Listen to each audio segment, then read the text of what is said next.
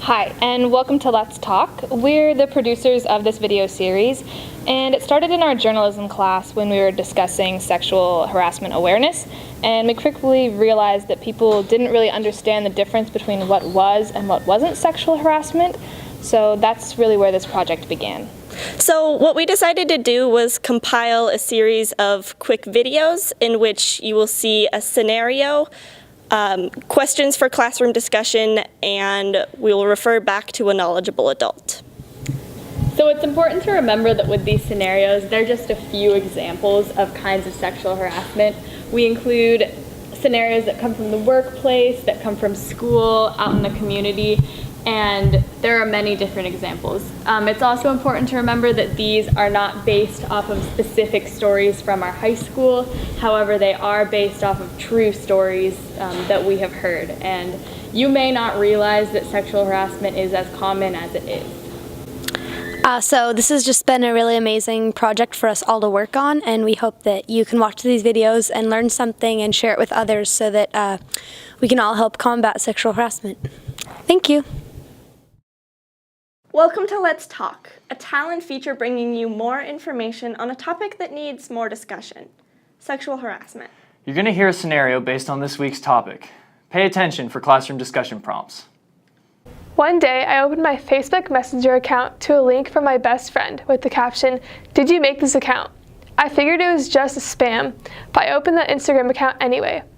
There I saw pictures of myself photoshopped onto supermodels' bodies and pictures comparing me to other girls from my school.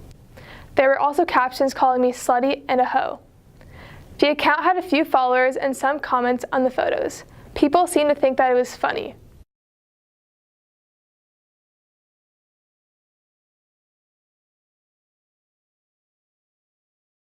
There are all different types of harassment, and basically it's power and control. So one person is trying to exert power and control over another, and it can be done in many ways: mentally, sexually, emotionally, physically, and digitally. With the rise, in other types of harassment, digital is right at the forefront.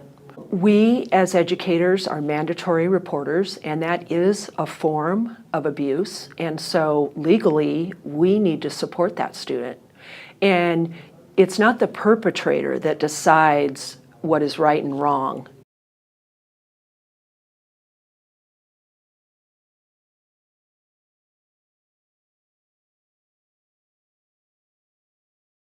Welcome to Let's Talk, a talent feature bringing you more information on a topic that needs more discussion: sexual harassment.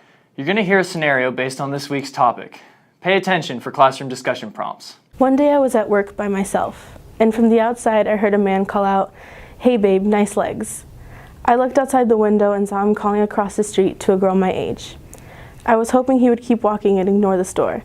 Then he came in. My store was empty and he browsed around for a while.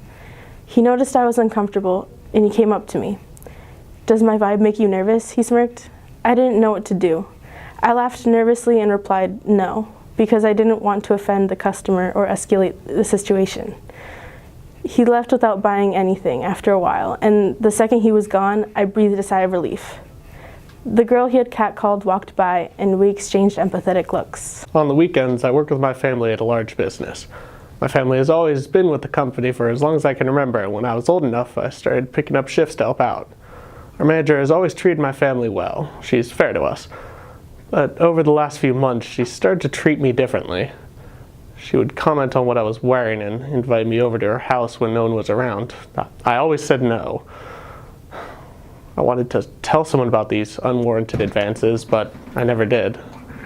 Even as they got more obvious and my coworkers started to notice, I knew that if I told someone or even stood up to my boss, my family could be fired. So I kept quiet, and we all kept our jobs.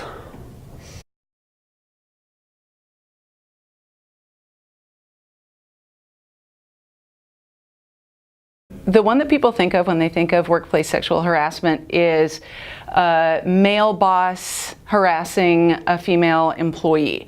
And sometimes, I'm sure this happens, but workplace sexual harassment can also involve two people who are of the same station at work.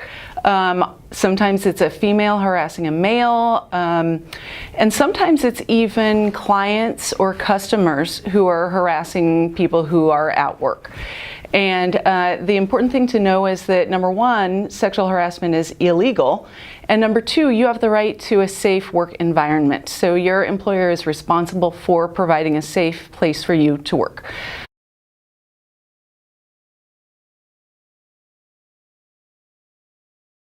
So I think it's underreported quite often because people don't want to lose their jobs.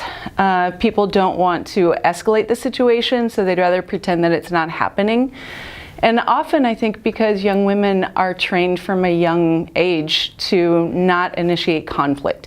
And so sometimes standing up for yourself can feel like you're escalating the situation or initiating conflict, and that makes a lot of people very, very uncomfortable. So I think it's really important to have some behavior sort of in your back pocket in case this happens, whether that's just walking away or something that's a little bit more aggressive, saying, you know, that's disgusting, saying I'm not interested, saying why would you even say that to me? And then having a discussion with your immediate supervisor to avoid that situation.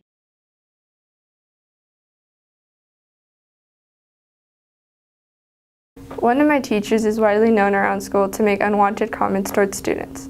Lately, this teacher has been commenting on my outfits and telling me that I look good. I've been noticing them staring at me. The thing is, I know that a lot of my friends had similar experiences and they laugh it off. I try to laugh it off too. I don't want to say anything because no one else has, and I don't want to overreact. I have a majority of my classes with this kid who often sits at my table and makes me uncomfortable. In addition to making rude comments toward our teacher, he says things that make me uneasy, like asking me about my personal life. He asks if I have a boyfriend, and when I say I do, he tells me that he could treat me better. Normally, I just try to ignore him, but lately he has gotten more persistent. I don't want to move seats because I don't want to make a big deal out of it, but he's getting much worse. Probably the most important thing to recognize as far as where the line is drawn is that the speaker doesn't get to draw the line. The line is drawn by the listener, by the person the comment is directed to. And so that line gets to be whatever makes the listener uncomfortable. The speaker's intention doesn't matter. It is the audience that gets to draw the line wherever they are comfortable.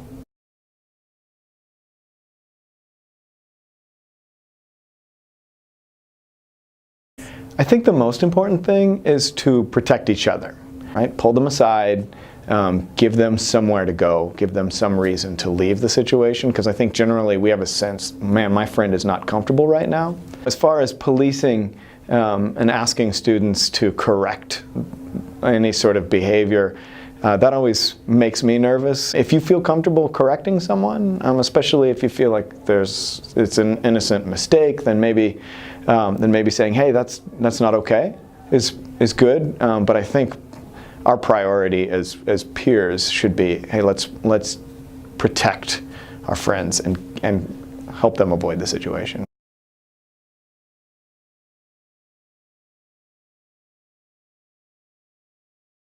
We oftentimes blame the victim. And I think that that's what makes it so difficult is I don't want to be known as the sensitive one or the snowflake or whatever like terrible thing that we can say about someone who feels uncomfortable. But I think that that's the real barrier is that we don't want to be seen as a victim even when we're being victimized.